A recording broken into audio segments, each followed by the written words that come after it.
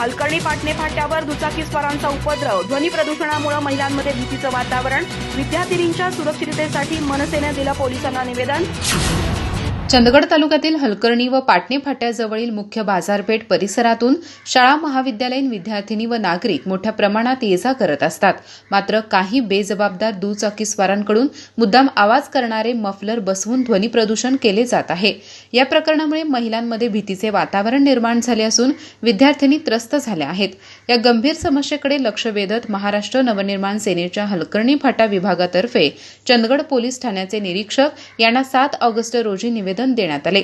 काही युवक मफलरचा आवाज वाढवत मुलींची छेड काढत असल्याच्या घटनाही घडत असून त्यावर तात्काळ कारवाई करण्यात यावी अशी मागणी या निवेदनात करण्यात आली आहे। मनसेचे तालुकाध्यक्ष राज सुभेदार यांच्या नेतृत्वाखाली संदीप गोरल, ज्ञानेश्वर भोगुलकर, ओमकार पाटील, शैलेश दळवी, ओमकार गुरव आदी कार्यकर्त्यांनी निवेदनावर स्वाक्षरी करत प्रशासनाला सजगतेचा इशारा दिला। त्वरित कारवाई न झाल्यास तीव्र आंदोलन छेडले जाईल असा इशाराही यावेळी देण्यात आला। विचार महाराष्ट्र धर्माचा, निर्णय हिंदवी स्वराज्याचा या घोषवाक्याखाली मनसेने महिलांच्या सुरक्षिततेचा मुद्दा समाजपटलावर मांडत सामाजिक जबाबदारीचे भान दाखवले आहे। अधिक माहिती आणि ताज्या घडामोडींसाठी आजच आमचे चॅनल सबस्क्राइब करा।